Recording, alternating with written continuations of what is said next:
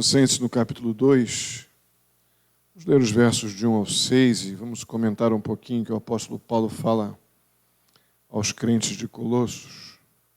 Colossenses, capítulo 2, versos de 1 ao 6. Diz assim: quero que vocês saibam quanto estou lutando por vocês, pelos que estão em Laodiceia e por todos os que ainda não me conhecem pessoalmente. Esforço-me para que eles sejam fortalecidos em seu coração, estejam unidos em amor e alcancem toda a riqueza do pleno entendimento, a fim de conhecerem plenamente o mistério de Deus, a saber, Cristo. Nele estão escondidos todos os tesouros da sabedoria e do conhecimento. Eu lhes digo isso para que ninguém os engane com argumentos que só parecem convincentes.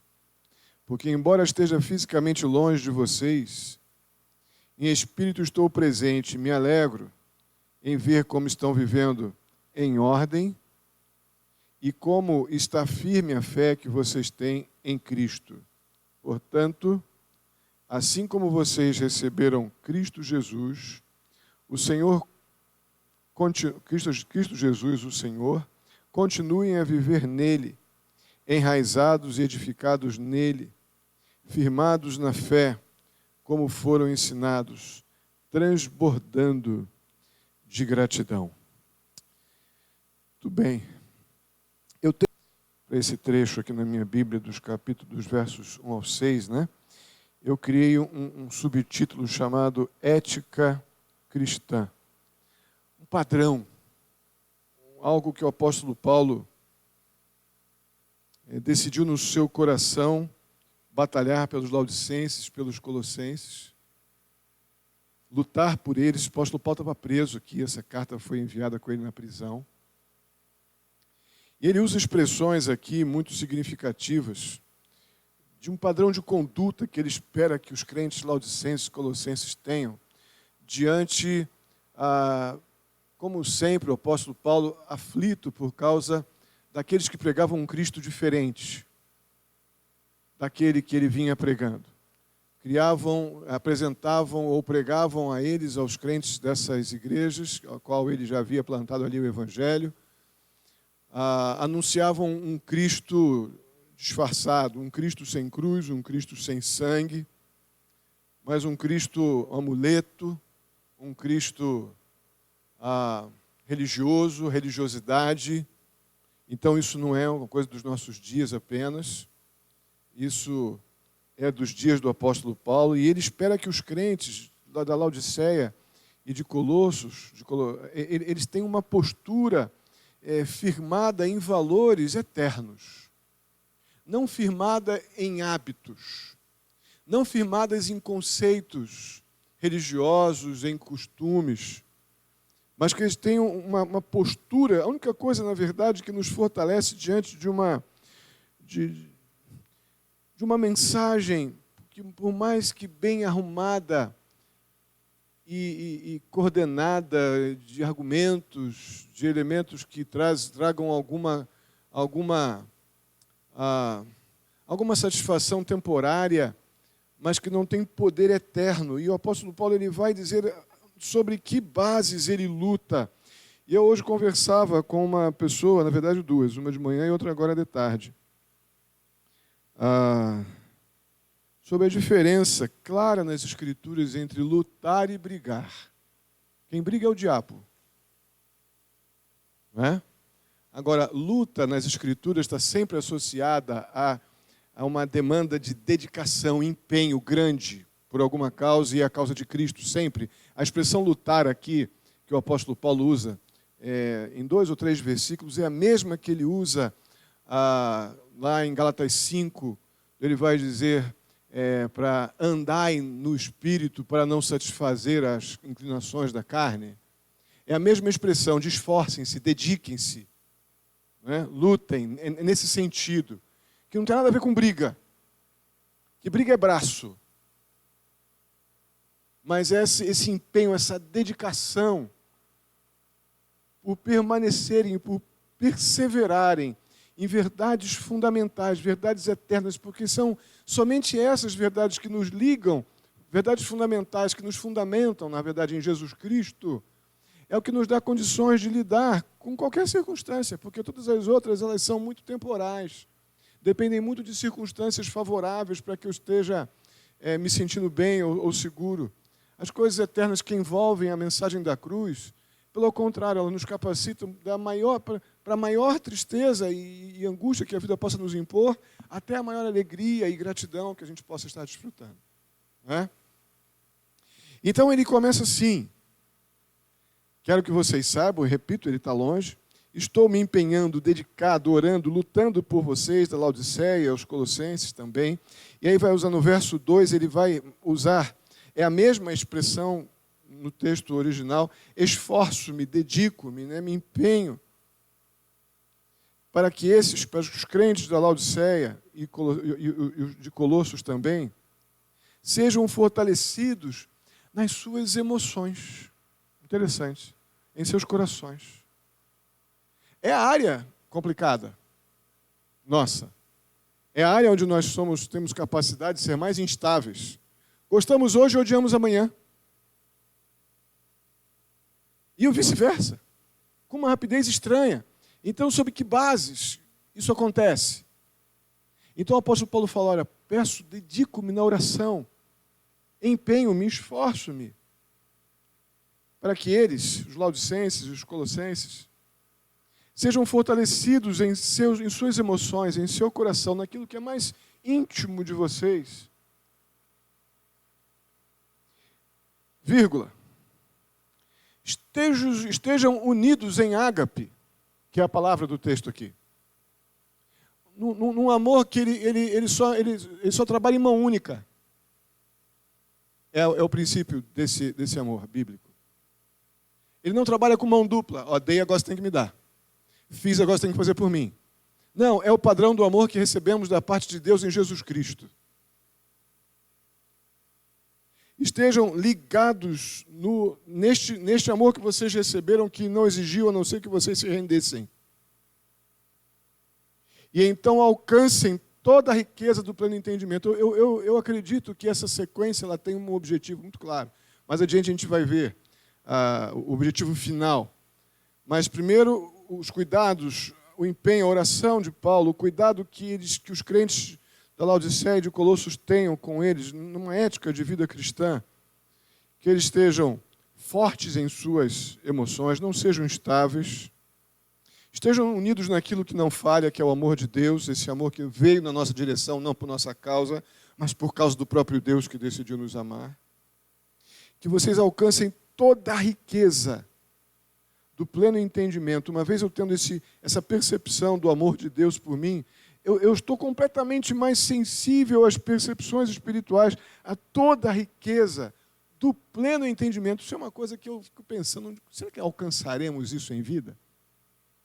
Toda a riqueza do pleno entendimento. Eu acho que é uma coisa que a santificação nos dá. Sim. Mas eu creio que o ápice dessa afirmação só acontecerá quando estivermos com Cristo em glória. Mas é para ser começado aqui. Uma coisa que eu já disse em outras ocasiões, né? Para nós que fomos salvos pela graça, temos a segurança do perdão de pecados, da vida eterna com Deus nos céus. A vida eterna não é uma coisa que eu preciso apenas aspirar às realidades do reino espiritual. Não é uma coisa que eu só vou poder desfrutar na eternidade. Não. O pecado hoje nos impede de ver a plenitude dessas realidades espirituais e celestiais. Mas tem verdades reais do reino de Deus, ao qual nós fazemos, Deus nos inseriu nele quando fomos salvos. Nos deu o seu Espírito para que pudéssemos então já desfrutar do amor dele, que é uma realidade real, é uma realidade de reino. A segurança da eternidade com ele no céu, realidade de reino. A alegria do perdão de pecados é a alegria que já podemos desfrutar como uma alegria do reino. A plenitude disso se dará lá, porque hoje ainda nos faz ver algumas coisas como por espelho, como diz lá em 1 Coríntios 13. Então eu enxergo esta afirmação como algo que já tem que ter começado. se nós estamos tendo essa percepção da grandeza do amor de Deus, da magnitude do amor de Deus que veio em minha direção. Simplesmente veio, não veio porque eu fui legal, veio porque eu estava morto. Eu recebi este nível de amor, esse padrão de amor, porque havia um morto do outro lado. Não é? Então, se eu já estou experimentando isso, eu já estou neste processo de alcançar toda a riqueza do pleno entendimento. Isso é espetacular, só Deus pode nos dar. E a fim de quê? Outra vírgula. Olha o entendimento de quem? A fim de conhecerem plenamente o mistério de Deus, que já foi desvendado quando o apóstolo Paulo apresentou o evangelho aos gentios, que é Cristo Jesus. Então, a plenitude do conhecimento de Deus, a plenitude do conhecimento do nosso Salvador Jesus Cristo, Deus já nos deu o privilégio de começar a desfrutar hoje algo que será plenamente reconhecido e conhecido na eternidade. Mas olha a preocupação de um homem na prisão, preocupado com os seus filhos na fé, Laodicenses e Colossenses. Olha que vocês estejam com o coração de vocês controlado, não empolgados ou emocionados, ou completamente abatidos, mas que estejam firmes em verdades do amor que vocês receberam, que vocês alcancem processo, toda a riqueza do entendimento, a fim de conhecerem plenamente o mistério de Deus que a nós já foi revelado, que o apóstolo Paulo revelou aos gentios, que é Cristo Jesus. O verso 3. Nele, em Cristo, isso que nos está sendo... E a gente julga, né, muitas vezes que já conhecemos Cristo, amado. Não tem como o processo de santificação diligente, humilhado, não nos fazer conhecer todo dia Cristo Jesus, um pouco mais. Não tem como. Se eu pensava hoje, salvação e santificação precisam andar juntos. Quando a santificação anda com a salvação, a gente vê crentes piedosos, crentes diligentes, crentes comprometidos com a causa de Cristo, crentes desfrutando daqueles uns aos outros que a gente tem estudado aqui na EBD, com mais naturalidade, não seria a melhor palavra, mas com mais funcionalidade, obra do Espírito Santo na vida da gente. Mas quando há salvação, e a santificação é algo muito circunstancial, nós somos capazes de ter dificuldades de conhecer plenamente a Cristo. Nós não negamos a Cristo, mas o conhecer profundamente a Cristo envolve conhecer a sua obra, o que Ele fez por mim, e isso me humilhar diariamente. Isso controlar a minha emoção e meu coração, o fato do que Cristo fez por mim se tornar tão mais importante do que eu, que as minhas causas não me controlam. Cristo me controla. Eu creio que isso está bem dentro desse contexto. Nele estão escondidos todos os tesouros da sabedoria e do conhecimento. Eu creio que santificação e conhecimento de Cristo andam juntos. Eu lhes digo isso, diz o apóstolo Paulo, para que ninguém os engane com argumentos que só parecem convincentes. Tinha uma turma ali na região de Laodiceia, na região de Colossos, pregando um evangelho barato, pregando igreja, pregando argumentos, usando bem literalmente o que o texto está dizendo. Amados, ninguém sobrevive de argumento. O argumento nos empolga, pode até nos mover por um bom tempo, mas argumento, o apóstolo Paulo diz que só parecem convincentes. Isso nos indica que por algum tempo ele convence, mas não tem consistência, não se sustenta. E quem quer viver em Cristo apenas com argumentos evangélicos, sofre muito, porque a vida é muito difícil. Hoje eu conversava com um pastor que está sofrendo grandemente. E falávamos um pouco sobre as verdades evangélicas e como muitos parece que desejam um evangelho mais ralo.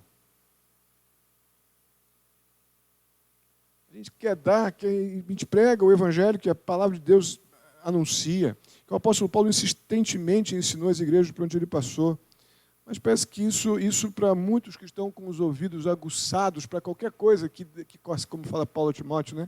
Aquela coceirinha no ouvido, que não estão realmente entendendo o comprometimento que envolve esse alcance em toda a riqueza do pleno entendimento, a fim de conhecerem plenamente o mistério de Deus, a saber, Cristo. Esse conhecimento de Cristo que vem por uma salvação santificada. Se deixa muito facilmente convencer por qualquer argumento evangelicalizado. Uma conversa evangelicalizada bem contada, só que ela não tem capacidade, não tem sustentabilidade.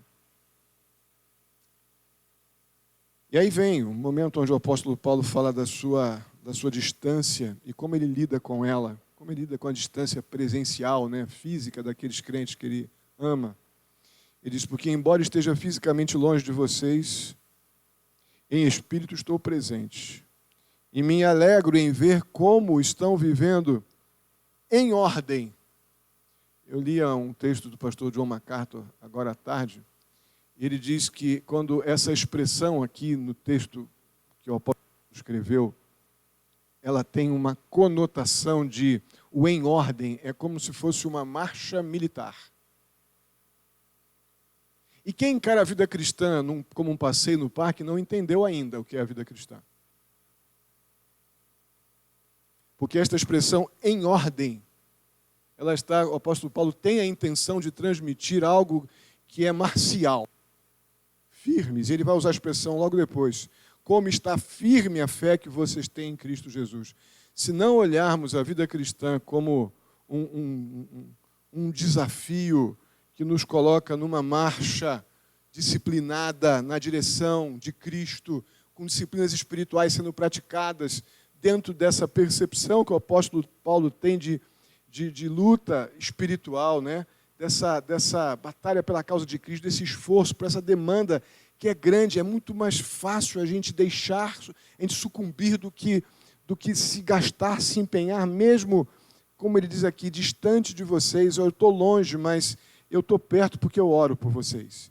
E me alegro em saber, ver, né, o dele, né, a ideia de saber, né, por informações, o ver dele, né? Me alegro em ver, que ele não está vendo ninguém, mas ele está sabendo por informações, certamente, que chegam a ele.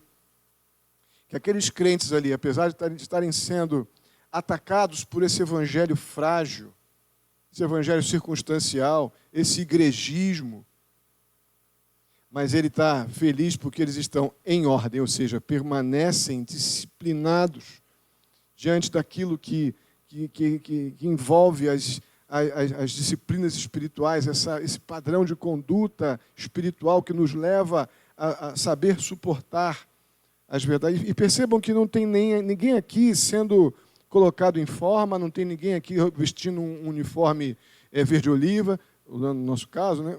Mas aqui a ordem é totalmente espiritual. Esforço-me, oro intensamente para que vocês estejam com o coração estável, unidos no amor de Deus que vocês receberam, buscando diariamente essa riqueza do pleno conhecimento, para que possam estar conhecendo plenamente a Cristo. Então percebam que as disciplinas são espirituais, mas isso aqui não é poesia, isso aqui não é filosofia, isso aqui é algo que tem que ser, para ser exercitado com grande, grande empenho, porque sempre vai ter alguém vendendo um evangelho mais fácil. Sempre vai ter alguém vendendo um evangelho que basta ir à igreja ou pertencer a alguma organização, instituição, coisas assim. Sempre vai ter. Eles estavam fazendo isso na igreja de Colossos, na igreja de Laodiceia. Mas que vocês estejam em ordem, ou seja, firmes na fé que vocês têm em Cristo. E ele termina no verso 6, esse bloco. Portanto, assim como vocês receberam a Cristo Jesus, o Senhor, mais uma vez essa ideia da ordem, da disciplina espiritual, continuem a viver nele. Não é o fato de ter sido salvos, mas o fato de ter sido salvos é a obra salvadora de Deus pela graça.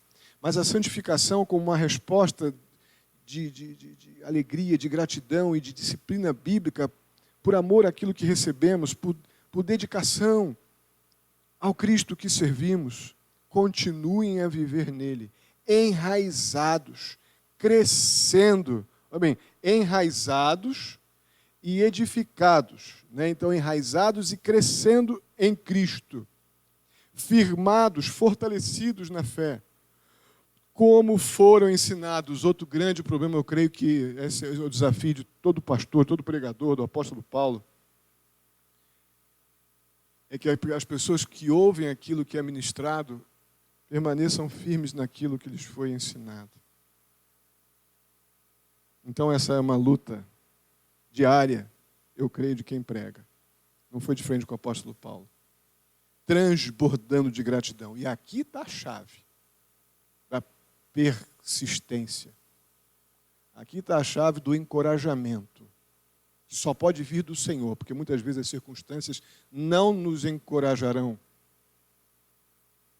Mas o encorajamento vem da gratidão pela salvação que recebemos em Cristo. Gratidão pela soberania de Deus, pelo pastoreio de Jesus Cristo sobre a nossa vida. Então, esta postura de contentamento e gratidão não significa que está tudo bem. Significa que você continua firme naquele que te salvou. Que a santificação não é ocasional, mas que a santificação está sendo um processo diário, como nos foi ensinado. Sede santos porque eu sou santo. Salvação sem santificação gera tentativas contínuas de espiritualizar a carne.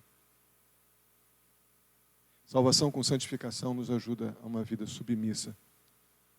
Nos ajuda a este viver em ordem, como fomos ensinados, transbordando de gratidão.